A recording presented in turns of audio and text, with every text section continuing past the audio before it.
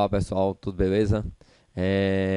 A gente aqui, né, vamos focar agora a parte de AFO, certo? É uma matéria bem complexa, bem para quem vai fazer a prova da assistente administrativa FRN. Na última prova caiu somente uma questão e a questão não foi difícil, acabou sendo anulada no final.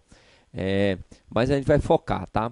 Vamos focar direitinho ali essa prova. Eu resumi o máximo que eu pude para poder ter a essência, para que você consiga fazer a prova, mas ao mesmo tempo ser um material mais resumido, tudo bem? Então a gente vai focar ela. Acompanhe as aulas, qualquer coisa me pergunte. Eu estou aqui à disposição de vocês para tirar qualquer dúvida, tá bom? Então a gente vai começar com a parte de administração de materiais, da administração de AFO, tá? Vendo alguns conceitos básicos, tudinho, para que a gente possa caminhar nesse negócio. Depois eu vou fazer as questões aqui da Compev que trata de cada tema, para vocês verem que não é complicado, ela não é uma banca tão difícil, mas ela cobra alguns assuntos específicos que a gente vai trabalhar, beleza? Então, vamos começar?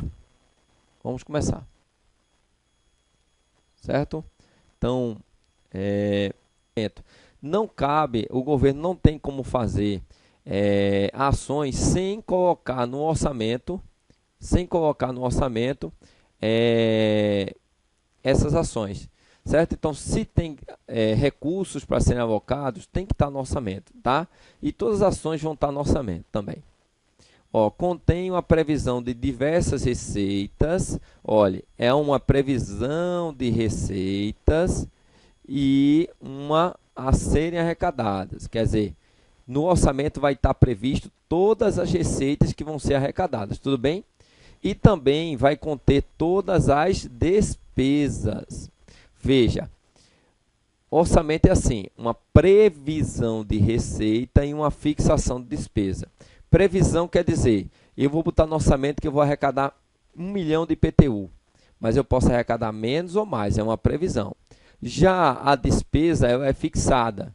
Se eu botar 1 milhão, eu vou ter que gastar 1 milhão. Gastar não, eu só posso gastar até 1 milhão, certo? Por quê? Porque o nosso orçamento a gente vai ver que ele é autorizativo. Então, se eu boto, olha, eu vou gastar 1 milhão de construção, então eu só posso gastar até 1 milhão. Já a receita, eu vou arrecadar 1 milhão de IPTU, eu posso arrecadar mais ou menos, que é uma previsão, tudo bem?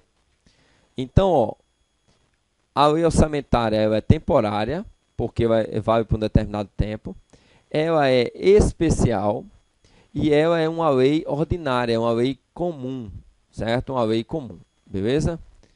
Então, isso são características básicas do orçamento. É uma lei que vale para um determinado período, esse período se chama exercício financeiro ou ano fiscal. É o plano de trabalho de um governo, ela prevê receita e fixa despesa em um determinado tempo, certo? É uma lei temporária, porque vale por um determinado tempo. É especial, porque só trata de matéria orçamentária. E é uma lei comum, uma lei ordinária. Tudo bem? Essas são características básicas. Veja, outra característica básica do orçamento é o seguinte. O orçamento ele é autorizativo. O que quer dizer orçamento autorizativo? O orçamento você tem uma autorização para gastar até, certo? Diferente do orçamento impositivo. O orçamento impositivo é o orçamento que você é obrigado a gastar, certo? Você é obrigado a gastar esse orçamento, tudo bem? Então, no Brasil, regra geral, nós temos o orçamento autorizativo. Então, o governo ele tem uma autorização para gastar até, certo? Diferente do orçamento impositivo, que você é obrigado a gastar. No Brasil, nós temos os dois. A regra geral é que é autorizativo, mas foi colocado, olhando aqui para mim, ó, na Constituição Federal de 88, no artigo 166, foi colocado pela Emenda Constitucional 86 de 2015 o conceito do orçamento impositivo. Para quais situações? Olha, para quais situações no Brasil vigora o orçamento impositivo? Para as emendas individuais ao projeto de lei orçamentária, certo? Então, as emendas individuais ao projeto de lei orçamentária, emendas individuais parlamentares, né? O governo é obrigado a pagar, certo? Agora, quanto é que pode ser essas emendas? Até o limite de 1,2 da receita corrente líquida prevista no projeto encaminhado pelo Poder Executivo. Então, quando o Executivo envia a proposta orçamentária ao Congresso Nacional, ele reserva 1,2% do orçamento para as emendas parlamentares. Ele é obrigado a fazer isso, certo? A reservar. Sendo, agora desse 1,2, metade, certo? Deste percentual será destinado às ações de serviço público da área de saúde. Então, o parlamentar que bota uma proposta no orçamento, uma emenda, ele tem que destinar metade das suas emendas para áreas destinadas à saúde, serviços públicos na área de saúde, tá certo? Este é o conceito básico do orçamento impositivo na Constituição. Onde é que está? Está no artigo 166, parágrafo 6º da Constituição, tá? Em que o Executivo vai ter que reservar 1,2% da receita corrente líquida prevista no projeto de lei para que os parlamentares possam fazer emendas ao orçamento, certo? Essas emendas que ele coloca, vamos dizer que ele tinha direito a uma emenda de 1 milhão. 500 mil tem que ser obrigatoriamente para a área de saúde. Tudo bem? Beleza? Outra coisa importante é o seguinte. A execução do montante destinado às ações de serviços públicos de saúde, previsto no 9, inclusive custeio para manutenção, será computada para fins de cumprimento do artigo 2º, não interessa isso aqui, vedada a destinação para pagamento pessoal. Olha, isso aí caiu em prova já. Esse valor que o parlamentar coloca de metade não pode ser destinado para pagamento pessoal. Tudo bem? Não pode ser destinado a pagamento pessoal. Beleza? Olha, essa execução é obrigatória, a execução orçamentária, a que se refere parágrafo 9, em montante a 1,2% da receita corrente líquida realizada no exterior, conforme os critérios de execução equitativa e programas definidos. Quer dizer, isso quer dizer o seguinte, amigo, o presidente tem que dar as emendas, tudo bem?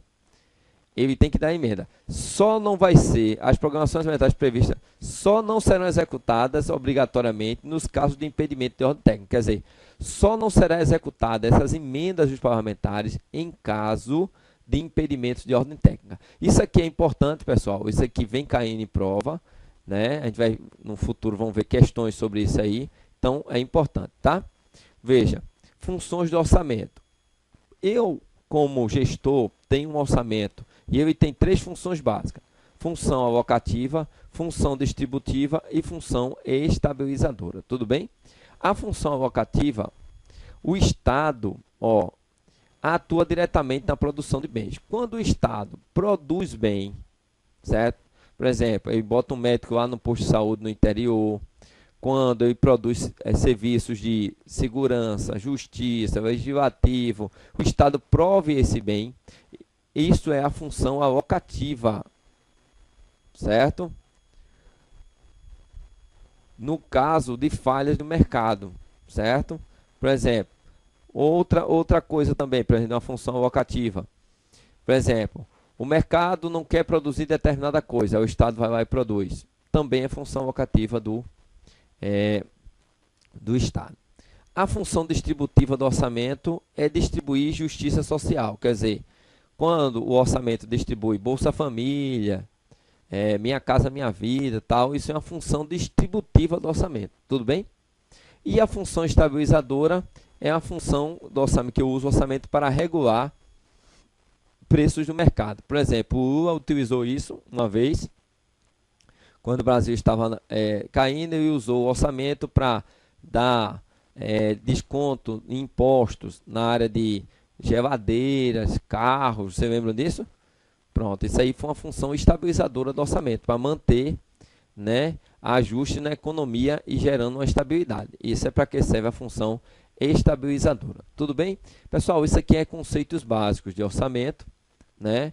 O que é um orçamento. E saber que o orçamento é autorizativo e impositivo. No Brasil, a regra geral é autorizativo, mas existe a hipótese de impositivo. E a função do orçamento, eu tenho 3 funções básicas: alocativa, distributiva e estabilizadora. Vamos ver essas questões aqui, ó. Programa de transferência de renda às populações carentes. Ou a taxação, ó, transferência de renda. Qual é a função do orçamento de transferência de renda? Ó, é a função distributiva, certo? Aí é de transferência de renda. Então, aqui a questão seria distributiva. Ó, as receitas e as despesas do Estado podem ser utilizadas como instrumento de influenciar o nível de produção nacional e o nível de emprego, certo? Então, eu posso utilizar o orçamento para aumentar o nível de emprego para a produção nacional, de forma a controlar os níveis de preço, buscar equilíbrio de balança, pagamentos e redimensionar as decisões do consumo e investimento dos agentes privados. A participação do governo na economia pode ser decomposta em 3 áreas: alocativa, distributiva e estabilizadora. Aí, é o processo pelo qual o governo divide os recursos para utilização no setor público e privado, oferecendo bens públicos, quer dizer, oferecendo serviços, né? Essa função de oferecer serviços é uma função alocativa do orçamento, certo? Então, ele tem uma função aqui alocativa. Beleza? Ok? Sim, outro conceito que a gente tem que saber, pessoal, antes de adentrar nas diretrizes orçamentárias, é o conceito de orçamento-programa. No Brasil, hoje eu uso orçamento-programa conforme o Decreto-Lei 200 de 67, né? Que determina no seu artigo 16 que será elaborado um orçamento-programa. Mas o que é orçamento-programa? Orçamento-programa é o seguinte: no Brasil, eu tenho a ideia de planejamento, certo? A ideia de planejamento. E aqui eu tenho a ideia de orçamento, certo? No meio eu tenho um programa. Veja só como é que é. Ó. Aqui, ó, vou mostrar na figura aqui, ó. Ó. Eu tenho um programa, certo? Aqui embaixo eu tenho o orçamento e aqui em cima eu tenho planejamento, certo? Planejamento. O programa está no meio, está entre o planejamento e o orçamento. O orçamento é onde está destinado os recursos.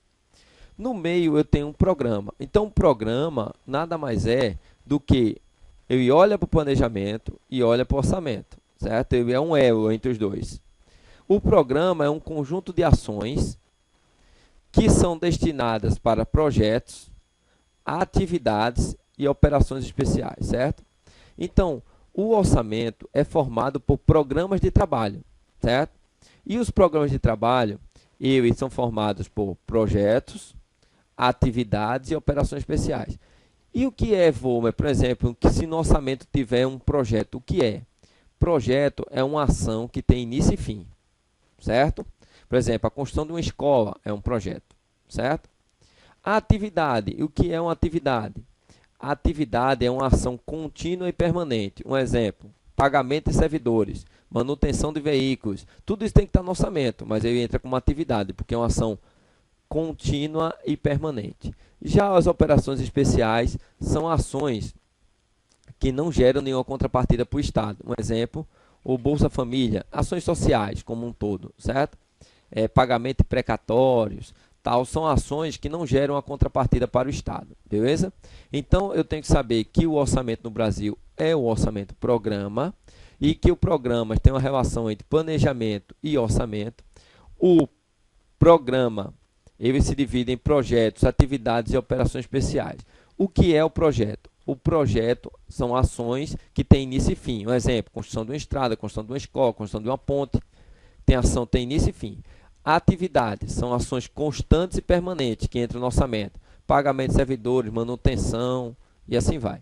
E operações especiais são ações que entram no orçamento e que não têm um caráter, que eu posso dizer, de contraprestação. Ele não gera nenhuma contraprestação por Estado. Um exemplo deles é pagamento precatório, pagamento de ações sociais. Tudo bem? Beleza? Então, esses conceitos básicos eu tenho que saber para entrar agora na parte mais importante, que provavelmente vai estar na nossa prova, que é as diretrizes.